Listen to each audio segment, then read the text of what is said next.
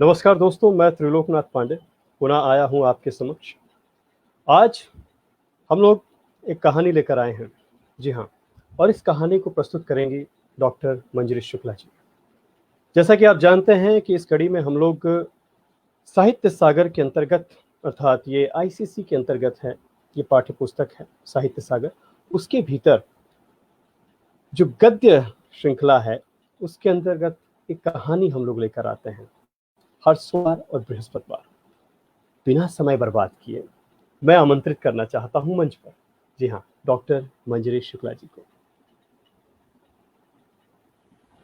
नमस्कार। मैडम, आपका स्वागत है।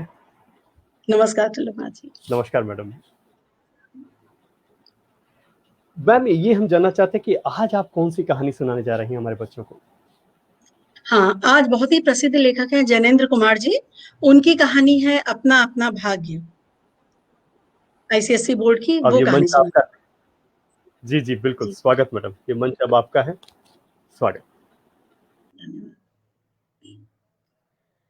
जैनेन्द्र कुमार जी की कहानी अपना अपना भाग्य मैं आपको सुनाने जा रही हूँ। संक्षिप्त परिचय थोड़ा सा उनके बारे में मैं आपको बताना चाहूंगी। जैनेन्द्र कुमार जी का जन्म अलीगढ़ जिले में कोडियागंज नामक कस्बे में सन 1905 में हुआ। जैनेन्द्र जी की रचनाओं पर गांधीवाद का बहुत प्रभाव पड़ा। ये अहिंसावादी और दार्शनिक थे। मुख्य रूप से तो ये कहानीकार थे, पर इन्होंने निबंध, उपन्यास और संस्मरण भी लिखे हैं।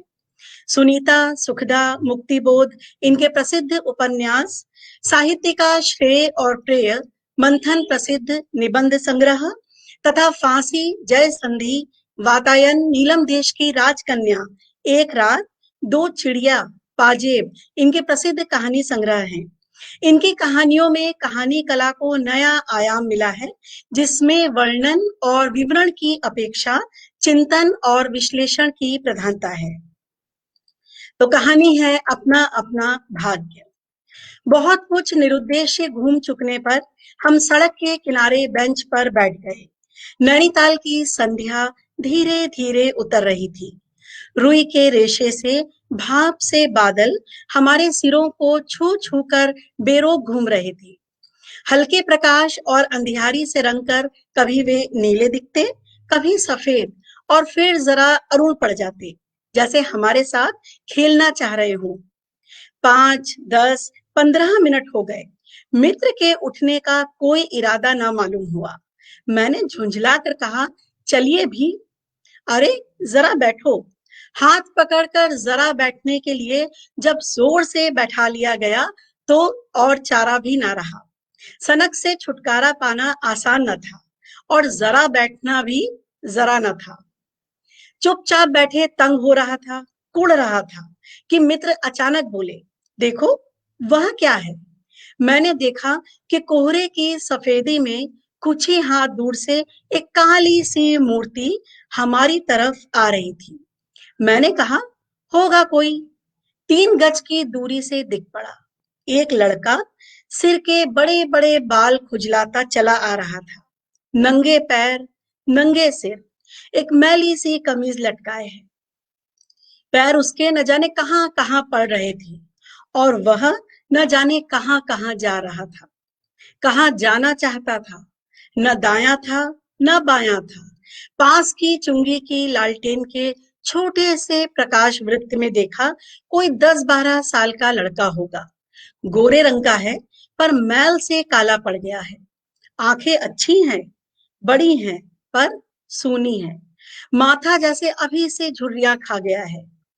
वह हमें न देख पाया। वह जैसे कुछ भी नहीं देख रहा था। न नीचे की धरती, न ऊपर चारों ओर फैला हुआ कोहरा, न सामने का तालाब, और न एकाकी दुनिया। वह बस अपने निकट वर्तमान को देख रहा था। मित्र ने आवाज दी, ए। उसने अपनी सूनी आंखें फाड़ दी। दुनिया सो गई, तू ही क्यों घूम रहा है। बालक मूक, फिर भी बोलता हुआ सा चेहरा लेकर खड़ा रहा। कहाँ सोएगा, यहीं कहीं। कल कहाँ सोया था, दुकान पर। आज वहां क्यों नहीं। नौकरी से हटा दिया। क्या नौकरी थी, सब काम, 1 रुपया और जूठा खाना। फिर नौकरी करेगा? हाँ। बाहर चलेगा? हाँ। आज क्या खाना खाया? कुछ नहीं। अब खाना मिलेगा? नहीं मिलेगा। यूं ही सो जाएगा? हाँ। कहाँ? यहीं कहीं, इन्हीं कपड़ों में। बालक फिर आंखों से बोलकर मुंह खड़ा था। आंखें मानो बोलती थी, ये भी कैसा मूर्ख प्रश्न है। माँ बाप हैं? हाँ। कहाँ? 15 कोस दूर गांव में। तू भाग आया? हाँ। क्यों? मेरे कई भाई बहन हैं, सो भाग आया। वहां काम नहीं, रोटी नहीं। बाप भूखा रहता था और माँ भूखी रहती थी, रोती थी, सो भाग आया। एक साथी और था, उसी गांव का था, मुझसे बड़ा। दोनों यहाँ साथ आए। वह अब नहीं है। कहाँ गया? मर गया। बस जरा सी उम्र में ही इसकी मौत से पहचान हो गई। मुझे अचरज हुआ। पूछा, मर गया? हाँ, साहब ने मारा, मर गया। अच्छा, हमारे साथ चल। वह साथ चल दिया। लौटकर हम वकील दोस्त के होटल पहुंचे। वकील साहब, वकील साहब होटल के कमरे से उतर कर आए। काश्मीरी दुशाला लपेटे थे, मोजे चढ़े पैरों पर चप्पलें थी। स्वर में हल्की सी झुंझलाहट थी, कुछ लापरवाही भी थी। ओहो, फिर आप? कहिए। आपको नौकर की जरूरत थी ना? देखिए, ये लड़का है। कहाँ से लाए? इसे आप जानते हैं? जानता हूं, ये बेईमान नहीं हो सकता। अजी, ये पहाड़ी बड़े शैतान होते हैं। बच्चे बच्चे में अवगुण छिपे रहते हैं। आप भी क्या अजीब हैं, उठा लाए कहीं से। लो जी, ये नौकर रख लो। मानिए तो ये लड़का अच्छा निकलेगा। आप भी जी बस खूब हैं। अरे गहरे को नौकर बना लिया जाए और अगले दिन वो जाने क्या क्या लेकर चंपत हो जाए। आप मानते ही नहीं, मैं क्या करूं? माने क्या खाक? आप भी जी अच्छा मजाक करते हैं। अच्छा, अब हम सोने को जाते हैं। और वह 4 रुपया रोज के किराए वाले कमरे में सजी मसहरी पर सोने झटपट चले गए। बालक कुछ ठहरा, मैं असमंजस में रहा। तब वह प्रेत गति से एक ओर बढ़ा और कोहरे में मिल गया। हम भी होटल की ओर बढ़ चले। हवा तीखी थी, हमारे कोटों को पार कर बदन में तीर सी लगती थी। सिकुड़ते हुए मित्र ने कहा, भयानक शीत है, उसके पास बहुत कम कपड़े। ये संसार है यार। मैंने स्वार्थ की फिलॉसफी सुनाई। चलो, पहले बिस्तर में गर्म हो लो, फिर किसी और की चिंता करना। उदास होकर मित्र ने कहा, स्वार्थ? जो कहो, लाचारी कहो, निठुराई कहो या बेहयाई। दूसरे दिन नैनीताल स्वर्ग के किसी काले गुलाम पशु के दुलार का वह बेटा, वह बालक निश्चित समय पर हमारे डी होटल दी पव में नहीं आया। हम अपने नैनीताल की सैर खुशी खुशी खत्म कर चलने को हुए। उस लड़के की आस लगाए बैठे रहने की जरूरत हमने न समझी। मोटर में सवार होते ही यह समाचार मिला, पिछली रात एक पहाड़ी बालक सड़क के किनारे पेड़ के नीचे ठिठुर कर मर गया। मरने के लिए उसे वही जगह, वही 10 बरस की उम्र और वही काले चीथड़ों की कमीज मिली। आदमियों की दुनिया ने बस यही उपहार उसके पास छोड़ा था। पर बतलाने वालों ने बताया कि गरीब के मुंह पर, छाती, मुट्ठियों और पैरों पर बर्फ की हल्की सी चादर चिपक गई थी, मानो दुनिया की बेहयाई ढकने के लिए प्रकृति ने शव के लिए सफेद और ठंडे कफन का प्रबंध कर दिया था। तो ये थी जैनेन्द्र कुमार जी की कहानी, अपना अपना भाग्य।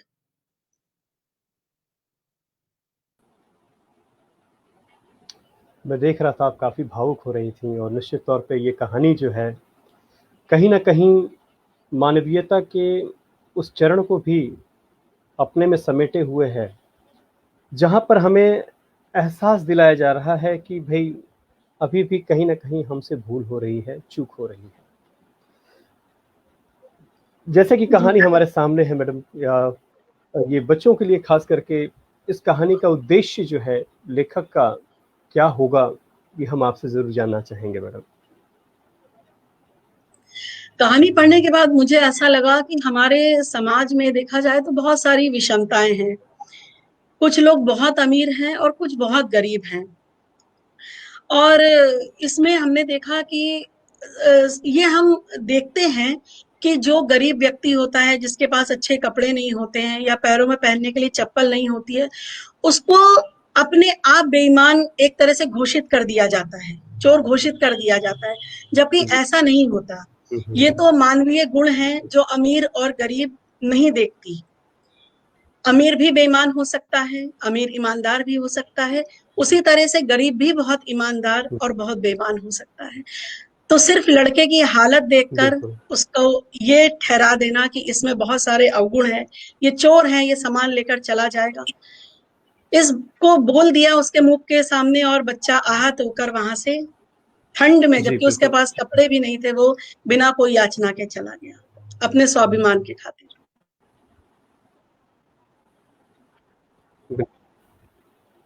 जी बिल्कुल मैम, बहुत बहुत धन्यवाद मैम, पुनः आपको नमन।